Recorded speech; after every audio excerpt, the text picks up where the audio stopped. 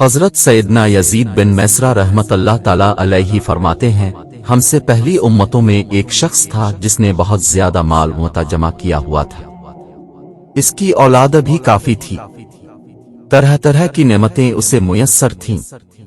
کثیر مال ہونے کے باوجود وہ انتہائی کنجوس تھا، اللہ پاک کی راہ میں کچھ بھی خرچ نہ کرتا، ہر وقت اسی کوشش میں رہتا کہ کسی طرح میری دولت میں اضافہ ہو جائے۔ جب وہ بہت زیادہ مال جمع کر چکا تو اپنے اب سے کہنے لگا، اب تو میں خوب عیش و عشرت کی زندگی گزاروں گا۔ چنانچہ وہ اپنے اہل و عیال کے ساتھ خوب عیش و عشرت سے رہنے لگا۔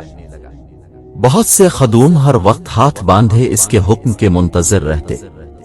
الغرض وہ ان دنیاوی آسائشوں میں ایسا مگن ہوا کہ اپنی موت کو بالکل بھول گیا۔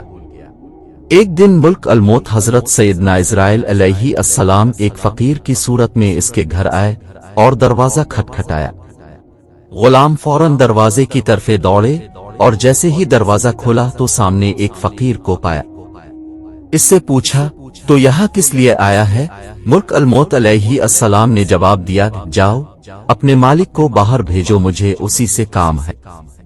خادموں نے جھوٹ بولتے ہوئے کہا، وہ تو تیرے ہی جیسے کسی فقیر کی مدد کرنے باہر گئے ہیں۔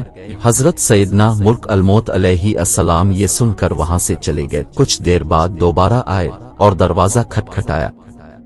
غلام باہر آئے تو ان سے کہا، جاؤ اور اپنے آقا سے کہو میں ملک الموت علیہ السلام ہوں۔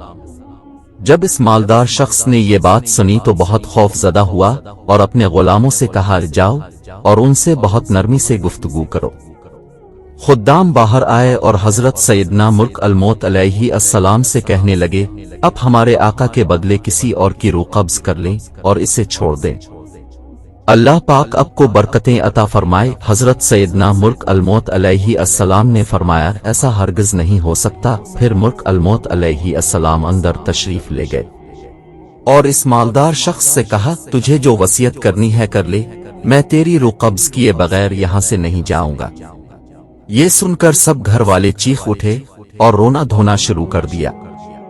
اس شخص نے اپنے گھر والوں اور غلاموں سے کہا، سونے چاندی سے بھرے ہوئے صندوق اور تابوت کھول دو اور میری تمام دولت میرے سامنے لے آؤ۔ فورائے حکم کی تعمیل ہوئی اور سارا خزانہ اس کے قدموں میں ڈھیر کر دیا گیا۔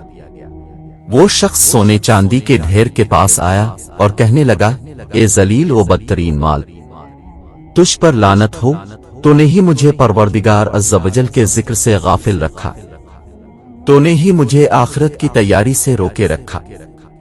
یہ سن کر وہ مال اس سے کہنے لگا، تو مجھے ملامت نہ کر، کیا تو وہی نہیں کہ دنیداروں کی نظروں میں حقیر تھا؟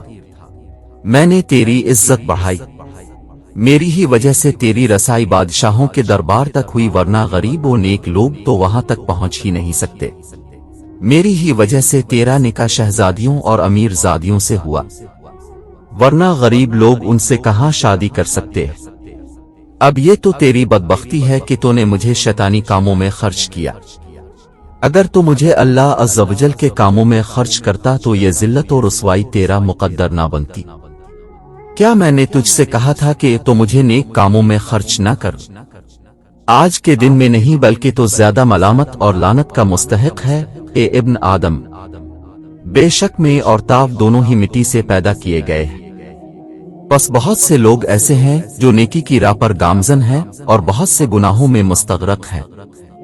امام ابن جوزی علیہ رحمت اللہ القوی فرماتے ہیں، گویا مال ہر شخص سے اسی طرح کہتا ہے، لہذا مال کی برائیوں سے بچ کر رہو اور اسے نیک کاموں میں خرچ کرو۔ اجل نے نہ کسر ہی چھوڑا نہ دارا، اسی سے سکندر سا فاتح بھی ہارا۔ ہر ایک لے کے کیا کیا نہ حسرت سدھارا، پڑا رہ گیا سب یوں ہی ٹھاٹ سارا۔ جگہ جی لگانے کی دنیا نہیں ہے، یہ عبرت کی جا ہے تماشا نہیں ہے۔